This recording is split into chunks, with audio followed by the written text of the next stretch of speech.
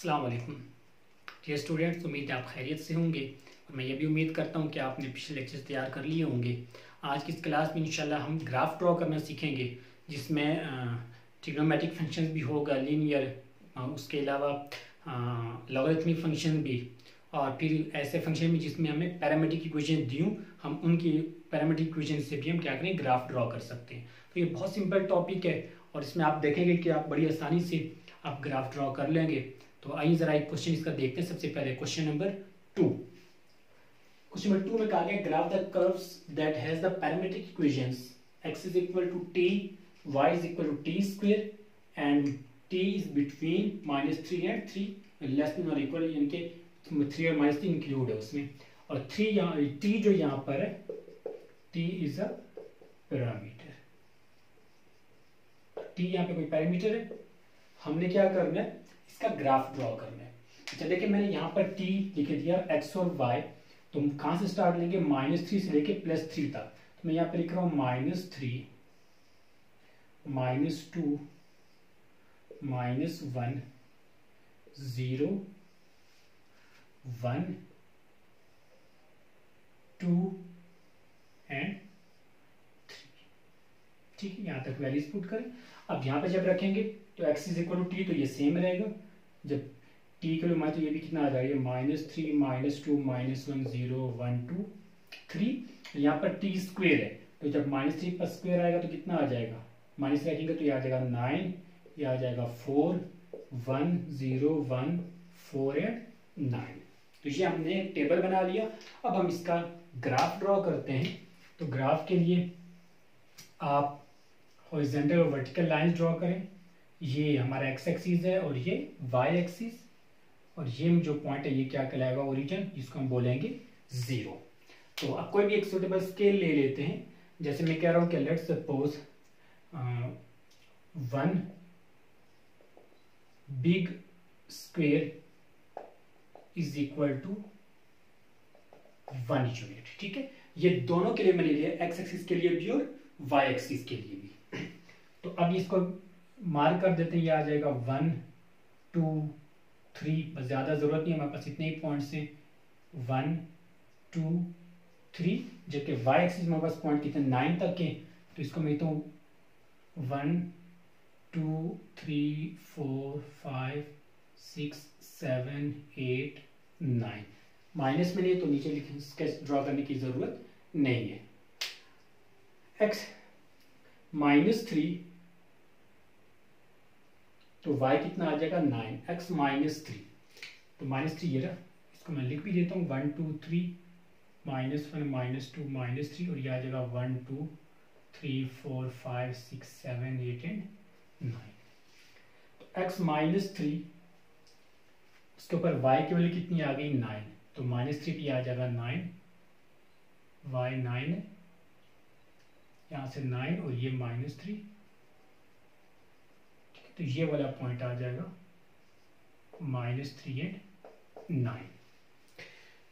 x -2 y 4, x -2 और y 4, ये y 4 है और ये x है -2, ये पॉइंट आ जाएगा -2 and 4। x -1 y 1, x -1 y 1, तो ये आ जाएगा -1 1, उसके बाद है 0 0, फिर 1 1, तो 1 1 पॉइंट मेरे पास यहाँ पे आ जाएगा, ये आ जाएगा 1 1, 2 और 4, x2 और y4। ठीक है, तो इस तरह से आ जाएगा x2 और y4, और x3 पे y कितना आ गया 9, तो x3 पे y की वैल्यू आ जाएगी 9, कुछ इस तरह से आ जाएगी। अब इन सबको जब आप ज्वाइन करेंगे,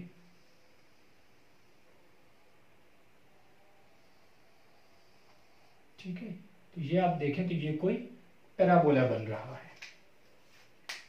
ठीक है, ये कौन सी शेप है, पैराबोलिक शेप है, तो ये क्या कहलाएगा, पैराबोला, और यही हमने ड्रॉ करना था।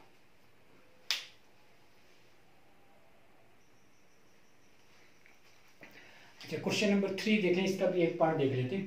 क्वेश्चन नंबर 3 में कहा गया कि draw the graph of the function defined below and find whether they are continuous. तो हमने बताना है, पहले तो ग्राफ ड्रॉ करनी है, फिर हमने ग्राफ की मदद से बताने का जो फंक्शन है वो कंटिन्यूअस है या नहीं है।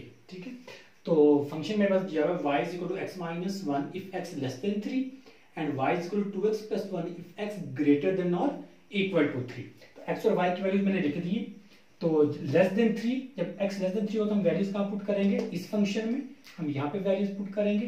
तो वो कहाँ से कहाँ तक है, लेस देन 3। देखिए ये मैंने -2 -1 0 1 2, तो ये जो पोर्शन है ये मेरे लिए इसके लिए लेस देन 3, तो मैं वैल्यूज यहाँ पे पुट करूँगा। तो जब -2 रखेंगे तो -2 -1 कितना हो जाएगा, -3 -1 -1 -2 0 -1 -1 1 -1 0 and 2 -1 1।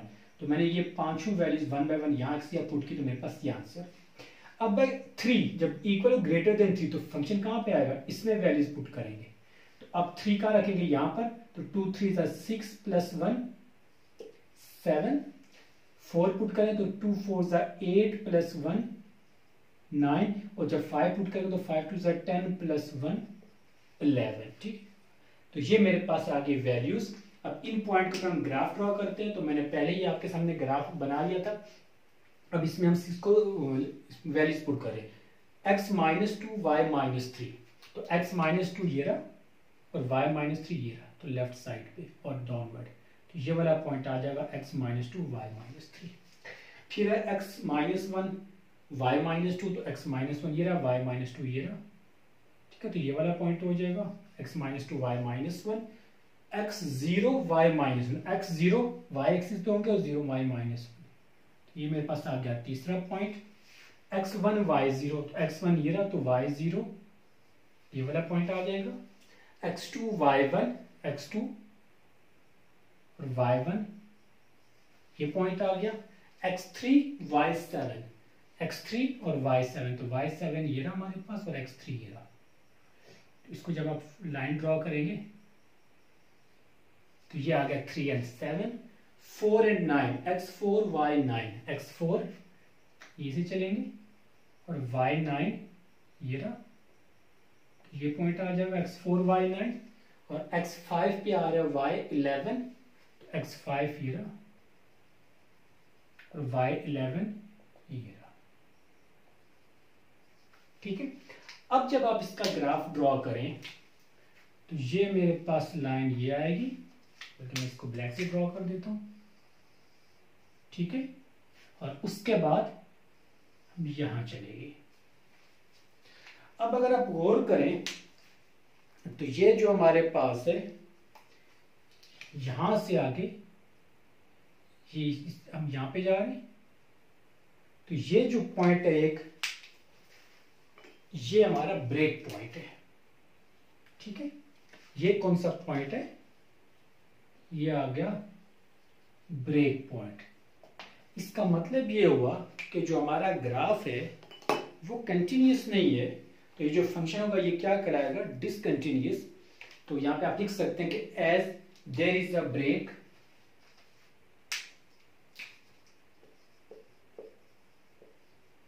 as there is a break in the graph at, कहां पर ब्रेक आ रहा है, at x is equal to 3। ठीक है, ये 2 पे या 3 के ऊपर हम कहां चले गए, y7 आ गया था, तो यहां पर हमारे पास आ गया था ब्रेक। तो therefore function is, therefore fx या y इसको आपने कहा था, ये जो था इसको fx भी कह सकते हैं। Given function fx is discontinuous at x is equal to 3। ठीक है, तो इस पॉइंट के ऊपर फंक्शन क्या होगा, डिसकंटिन्यूअस होगा।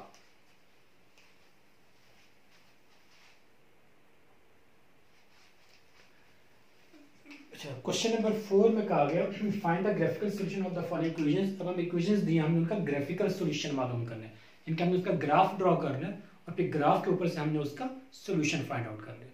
तो इक्वेशन जो मेरे पास आप देखें x is equal to sine 2x, तो आप इसको x equal to sine 2x, तो x y is equal to x और y is equal to sine 2x। तो एक हमारे पास लीनियर इक्वेशन है, x equal y is equal to x और अलजेब्रिक फॉर्म में, और एक हमारे पास ट्रिग्नोमेट्रिक फॉर्म में दिया है फंक्शन। तो क्योंकि ये ट्रिग्नोमेट्रिक फंक्शन है हमारे पास, तो हम इसको जो इसका डोमेन सेट करेंगे वो -π से +π तक, मैंने खुद से इसको सपोज कर लिया। तो -π से π, जब हम इसको 2 से मल्टीप्लाई करेंगे तो ये -360 से +360 यानी कि हम वहां पे पहुंच जाएंगे। तो आइए जरा पहले ग्राफ ड्रॉ करते हैं y = 2x के लिए। तो x की वैल्यू में -180 से +180 तक, तो -180 का मतलब कितना होता है पाई रेडियन और 3.142। तो x की वैल्यू कितनी हो जाएगी -180 पे -3.1, 0 पे 0 और 180 पे 3.1। जबकि y = sin 2x, इसका ग्राफ तो -180 से 180 तक, तो ये मैंने वैल्यूज कैलकुलेटर से निकाली, तो -180 पे 0, -150 पे 0.9 एंड सो ऑन। तो ये आप कैलकुलेटर की मदद से वैल्यूज आप खुद निकाल के इनको चेक कर लें। अब मैं इसका ग्राफ ड्रॉ करूं, तो पहले मैं ये वाला ग्राफ ड्रॉ करूंगा y = sin 2x का। -180 पे वैल्यू आ रही है 0, x -180 पे y की वैल्यू 0, x -150 पे 0.9, तो -150 ये रहा और इसके ऊपर कितना है 0.9, तो ये 1 है। तो 1 को आप इसको 10 पार्ट्स में डिवाइड कर दें, तो 1 2 3 4 5 6 7 8 9, तो 0.9 तकरीबन 1 से थोड़ा सा ये कम हो जाएगा। ठीक है, तो ये आ गया हमारे पास 0.9। -120 पे अगेन 0.9, तो इस पे भी ये वैल्यू आ जाएगी 0.9। उसके बाद -60 पे -0.9, तो -0.9 ये तकरीबन यहाँ पे कोई आ जाएगा। आप ग्राफ पेपर पे जब ड्रॉ करेंगे तो ये आपको एग्जैक्ट आप सही लोकेशन पर पहुंचेंगे। -30 पे अगेन -0.9, इस पे भी ये वैल्यू ये पे 0.9। उसके बाद 0 पे 0, 30 पे 0.9, तो ये आ जाएगा 30। 60 पे फिर 0.9, 60 के ऊपर 0.9, 90 पे 0, 120 -0.9,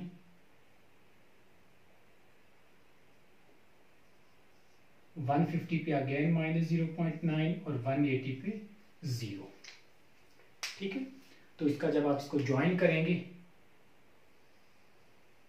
तो ये कुछ इस तरह से बनेगा ग्राफ।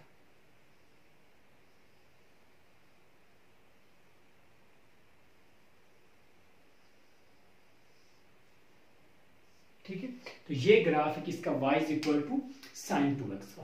अब y = 2x का ग्राफ देखें, -180 पे -0.3, तो -180 पे -0.3, तो 0.3 का मतलब हो जाएगा, इसको अगर मैं 10 पार्ट्स में डिवाइड करूं, ये 0.1 है, तो 1 2 3 4 5 6 7 8 9 10, तो इसका जो तीसरा हिस्सा आ जाएगा तो 0.3, तो पॉइंट यहाँ पे आ जाएगा। ठीक है, तो ये तकरीबन यहाँ पे ये कोई लाइन बन रही है हमारे पास, थोड़ा सा इस ऊपर आ जाएगा। ठीक है, तो ये आ जाएगा यहाँ पे कहीं, ये वाला पॉइंट आ गया। अच्छा, उसके बाद 0 पे 0, तो ये सेम है, और फिर +180 पे ये -3.1 था, तो ये थोड़ा सा मुझे इसको नीचे आना पड़ेगा। मैं इसको यहाँ पे ड्रॉ करता हूँ, इसको पॉइंट को आप छोड़ दें, मैंने 0.1 को रीड किया, -3.1, तो ये यहाँ पर कहीं आ जाएगा। ठीक है, तो यहाँ पर ये आ जाएगा यहाँ पे, तो ये -3.1 था, यस। और वो आ जाएगा +3.1 180 पे, तो +3.1 यहाँ पे कोई आ जाएगा पॉइंट, और ये 180 पे। ठीक है, इनको जब आप ज्वाइन करेंगे, इसको ज्वाइन करेंगे 0 के साथ,